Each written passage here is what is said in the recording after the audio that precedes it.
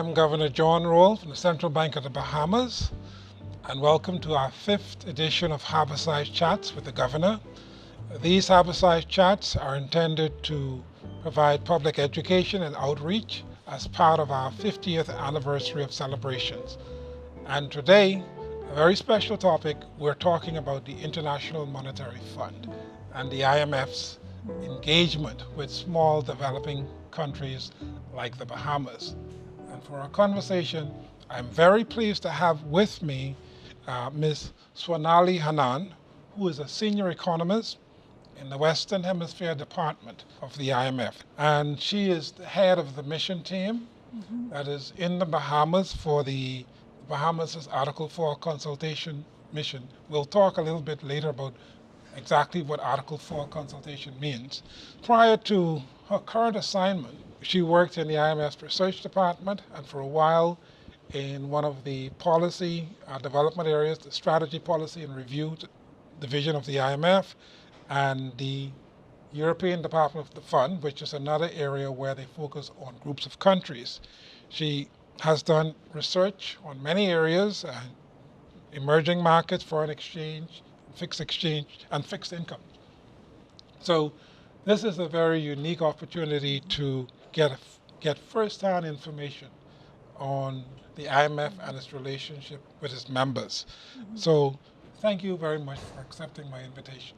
Thank you so much, Governor Rolle. It's an absolute honor from my end. Thank you for the invitation. And let me first start with congratulating you and the people of the Bahamas on the 50th anniversary of the central bank. This is a great, great achievement. Congratulations. Thank you. So tell us a bit about, what you enjoy most about working at the IMF and what challenges, if any, you had to overcome in terms of adapting to the culture of the IMF. So usually every year we come here, as I'm here today, for around 2 weeks. We meet across many stakeholders. This engagement is so valuable for us, just to get a sense of how people feel and a bird's eye view of the economy. It also helps us to understand or get familiar with the culture, custom of the country.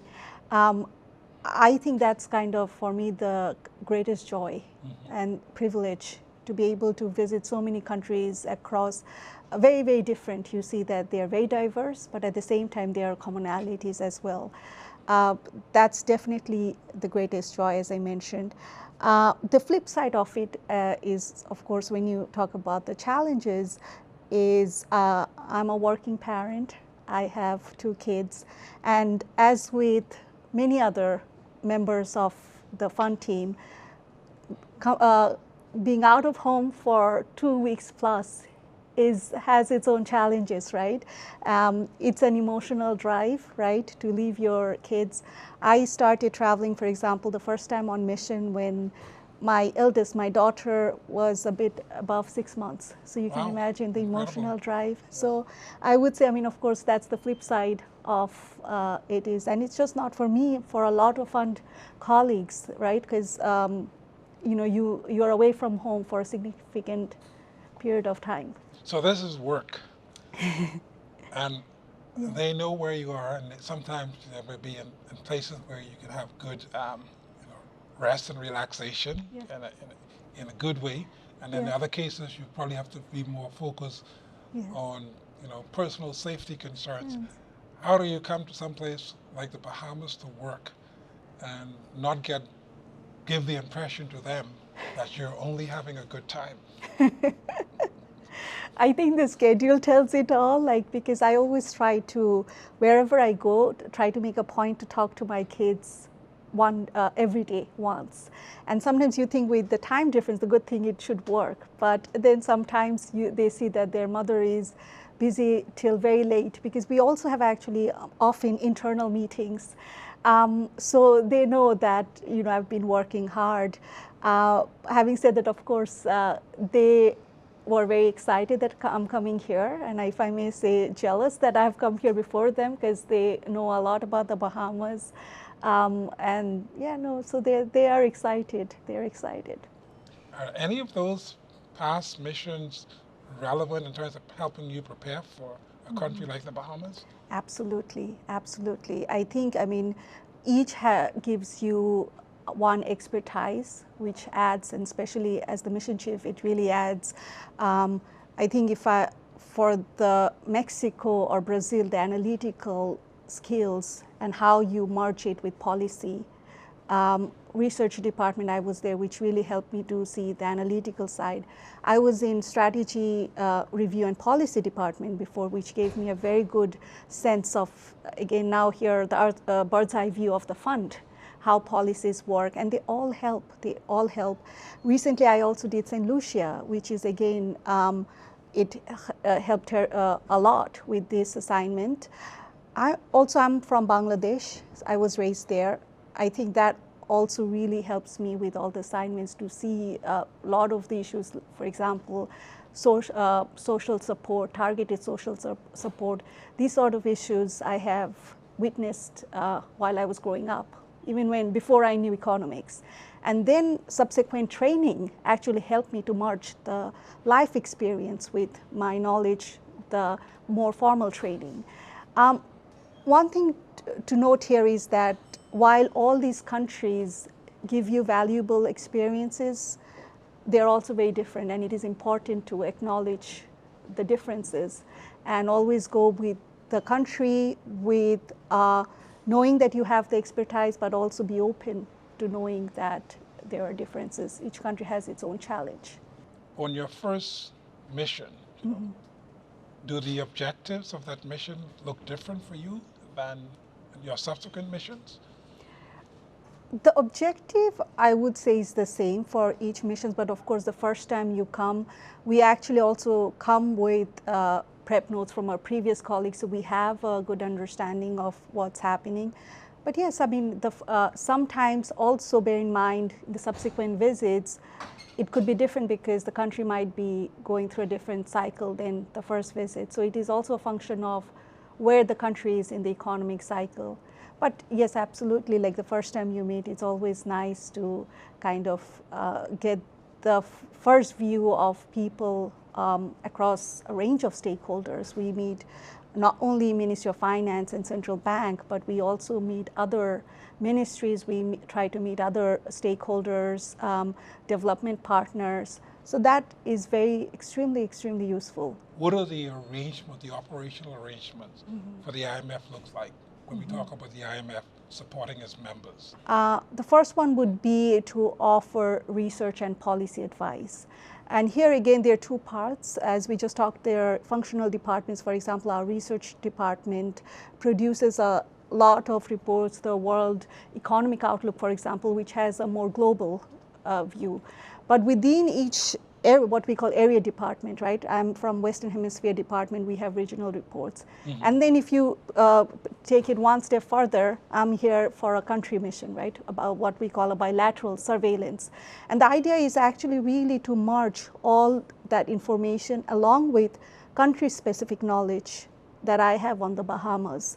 So the first mission for the fund is really offer research, policy advice to countries. One of our unique advantages is to understand the linkages across countries, and that became even more important after the financial crisis in 2008. And here, because we have 191 members, we have functional departments, there we can help. And a very important part of this is, as we just also discussed, about being on field for 2 weeks, getting that holistic view, engaging with a range of stakeholders. So that's the first one. The second one would be many cases offering or lending support, right? And here you can think of the fund as a credit union where members, they deposit their resources and they can borrow when needed. Usually it happens when countries, you offer lending financial support when maybe they are close to a crisis or there's something crisis undergoing, but also there are what we call the precautionary engagements. And the idea here is to, of course, lend when maybe a lot of other lenders do not want to lend and take that country risk. When we usually lend, there is also what we say that there is economic reform. This is done by the government. Here we are here to, of course, the IMF to assist, but the package is always at the initiative of the government. And this is also very important to make sure, because if you think about a crisis, it's always at the end of the day, it affects the purchasing power, it affects the lives of people. And you want to make sure when you get out of the crisis that it stops doing that, that your economy is back on track. And that's where we help, we work with governments, it's their reforms, their package, we offer assistance, and there is an economic reform package. The third, and I would say equally important, is technical assistance. We offer to countries, I think right now more than 160 countries, to improve the institutional capacity. And also provide trainings to public officials as well. And I do think that's another very key areas, and especially for small states where the capacity could be a constraint, that adds a lot of value to provide that capacity or valuable information, technical assistance in countries if they want to do a policy, what are the infrastructure, what do the accompanying steps they need to take. Now, the small states. So the Bahamas would be considered, one of the smaller members of the IMF. We're in a club that has countries like the United States and many other larger countries. Aside from the population size, what are some of the features that you tend to associate with small states? So as you mentioned, of course, there is the population size, land area, but these are also states which tend to be more exposed to shocks disproportionately, either a global shock or even if it's a country shock, it spreads throughout the entire country disproportionately more. These are also states where climate changes and the risk, rising sea levels, these are challenges disproportionately for small states. The other one I would say is on capacity constraints, which I mentioned again, kind of when you want to implement a policy, the capacity constraint can be different. Having said that, I think it's also important to mention that each country has its own issues. We can put them in one small states, but they're diverse. Right? And I've worked on St. Lucia and now on the Bahamas, and I'm also familiar with many other small states, but I can easily say that there are differences. And here, that's why a tailored approach is very, very important. So, and speaking about tailoring that engagement with small states, can you say much about how the IMF approaches that process and whether it looks different today than, say, maybe a decade or two in the past? So to start off giving Governor Rolle some numbers, we have 34 countries that are regarded as small states. We have 191 members in the fund. So around 1/5 of our members are categorized as small states. So these states might be small in population, but they're big for us and a huge part of our policy agenda. It is absolutely vital, critical, and important to small states for our mission, for the fund mission overall.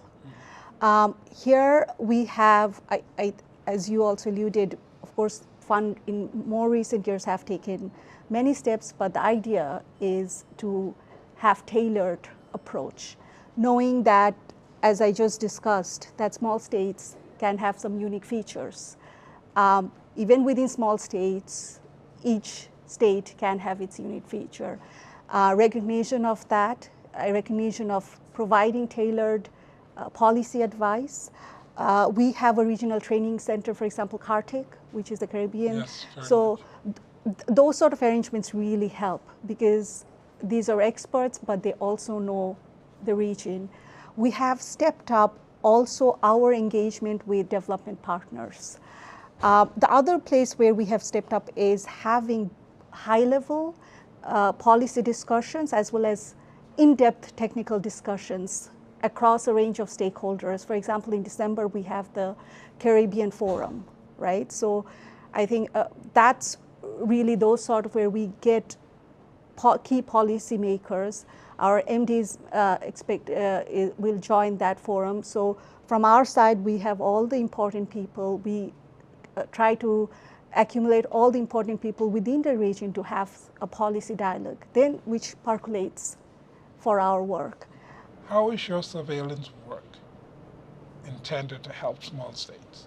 In all the dimensions that I spoke, so sometimes it's first of all to get an independent view of the macroeconomic situation of the country. Usually it's every year.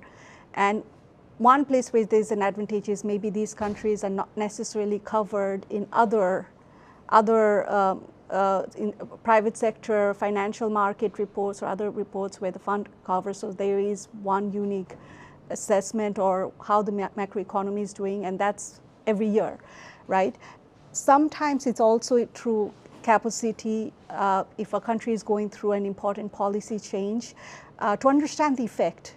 That's where policy and analytics is very important, to understand the effect of an important policy change, to help with the capacity side in terms of implementing that policy changes in many countries. So I would think that our engagement with the small states, it would be also very helpful and beneficial from their side as well, right, to get those sort of independent analytical analyses. And here in the fund, where we also do lots of work, including myself, for example, in St. Lucia, we have a paper on female labor force participation using microdata, where we also help is to gather, well, sometimes it can be different ministries have data, but to put them together, to do some analysis with a holistic story, with some recommendations or that sort of work can then help the countries as well. Yeah. So you're here, what would be formally termed an Article 4 mission, which is a direct legal references yes. within the IMF's Articles of Agreement. And this is something you do regularly for each member. So tell us why it is called an Article 4 mission, and what do these missions entail? So this agreement allows, for example, the fund that it's an infrastructure to collect that data or collect that engagement with the key authorities around the world and then disseminate what we find, right? And it's also for the countries when they agree to that agreement is that the collaboration to promoting exchange rate system and the stability of the exchange rate, those sort of systems. In a sense, this is about, we do a lot of groundwork while we are in the headquarters. We talk to people, look at our economy, do some economic analysis, but when we come here, we engage with many stakeholders, try to get the information that helps us to hone down the report or the staff report that we produce, which then we put to the board. And we have a board meeting on that. So every country is discussed in a board meeting. And after that, we produce what we call the staff report. Again, more so for the small states, I would think that it would be very useful because then they have every year, it's like, let's say if you're thinking about doctor, it's a GP report for every country on the health assessment. Of course, at the end of the day, for every country, it's their health is their own, right? What we do is, again, it's like a GP who can give some suggestions on the health. So what kind of information are you collecting when you're on the ground? So we look at both, of course, fiscal numbers, maybe from also central bank, lots of numbers on different important financial indicators, but also what is important for us is to get understanding some of the numbers. So that engagement to put stories or to put kind of flesh to the numbers, that's very important. And then of course we go, for example, we talk to the national statistics, we talk to the labor market. Here both data and the information is super useful. So if you look, for example, a particular labor market trend, why is it happening this way? To get that information, what can policies do? And then sometimes what we do is also look back if, let's say, either when we engage with NGOs or other stakeholders, if they say that this is the sort of policy, and we'll look back to the relevant institutions to understand the policies. And sometimes, and I cannot kind of emphasize enough the importance of that, especially to understand the impact of policies. Sometimes you can look on paper, but when you actually talk to people, they say, what is actually the ground implementation, the reality? And sometimes they can also point us towards which policies are hindering them from maybe getting something right. So those sort of information is all across the board, holistic, and gives a picture of the country. When you put out this information, you know, whom do you consider to be the important audiences for the reports? So to start off, it's for the authorities, as we say, the government. It's for the stakeholders.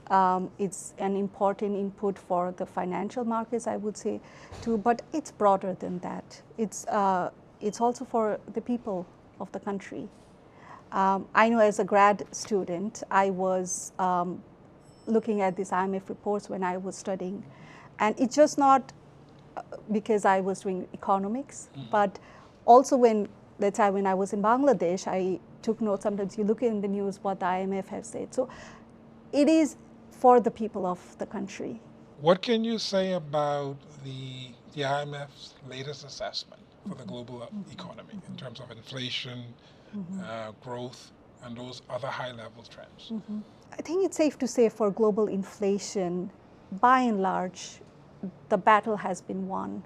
Of course, there's still price pressures in many countries, but looking at more from the bird's eye view, what we project, for example, well, before projection, maybe let me start with, it was around 9.2% global inflation in the third quarter of 2022, the peak. Wow. And we expect global inflation to be 3.5% next year, which, looking at historically, before the pandemic, for the 2 decades before the pandemic, if you compare to that, it's almost same or a bit lower. So just all this to say that it seems that the global inflation, the fight has been won. However, again, this is a global picture. There are still countries where there can be price pressure. What has been very, very positive surprise is that global growth has remained steady. So we've had a soft landing, or did we have better than a soft landing? So that one, it's very difficult to say which one it is, a soft or, but it has been steady. It has been steady and it has been resilient. So here again, we see, again, that has been a positive surprise for the world. And we see that next year around 3.2% growth. You meet with quite a range of domestic stakeholders, the government, private enterprises, civil society, etc. When you think about the kind of engagement that you've had in the Bahamas, how does it feel compared to that engagement process on other missions that you've done? One very, I would say, unique feature, and I've seen it also in St. Lucia, is the presence, the sheer presence of female staff in the meetings, across numerous meetings, and the way they hold the meeting, their technical expertise, it has been super impressive. As a woman, it makes me very, very proud. And including a lot of meetings in the central bank, in other places. So that's, for me, it has been a very unique feature of at least the 2 Caribbean countries that I have covered, St. Lucia and now the Bahamas. Actually, in St. Lucia, that prompted me to write a paper on that. Wow. Looking at, because I mean, Incredible. even if you look at the macro data, the female labor force participation is very high compared, and it made me read a lot about what are the social or developments that lead to that. What the paper shows about St. Lucia is that, of course, I mean, just because female labor force participation rate is high, which is of course very welcome and the first step, it doesn't mean it's completely out of the woods. There are still gender gaps around many dimensions. One good positive take was that it seems to decrease when for more high educated women, but for low educated women, you see that there is still a gender gap. So, which means that for the same education or other qualities, they tend to earn less than men. So for me, that has been in the Bahamas as well. That has made me as a woman very proud to see just the sheer quality and technical expertise of female staff. Yes, and I can definitely second that in terms of the Bahamas, in terms of the female participation, even in the labor force as well as in various organizations, even in domestic financial sector. If you look at the leadership profile, it is very strongly female, or at times in the past even stronger, but it's definitely very, I would say, moving towards balance. And so I'd just like to hear from you, any advice that you can offer to the Bahamian stakeholders in terms of how they can take the most advantage from those sort of interactions and engagements with IMF missions. So let me, before I go to the answer, take this opportunity to thank both Minister of Finance and Central Bank colleagues for so graciously organizing these meetings. The prep work starts even before we come, and we can add additional meetings as we meet many stakeholders. The request for meetings can increase, and they've always been gracious and always helping us arrange these meetings. In terms of stakeholders, what helps from our side is the frank discussion of policies or trends that they bring to the table. And one thing that I always encourage is for them to also reach out to us. It's not meant to be just a 2-week engagement right now. And thanks to technology, it helps like virtual meetings. So I always want them to also tell us how we can be helpful. We are here to serve. Please continue being frank and keep in touch, and it can be a continuous engagement. It doesn't have to be when we are here. Swarnali, I want to thank you for being on this edition of Harbourside Chat.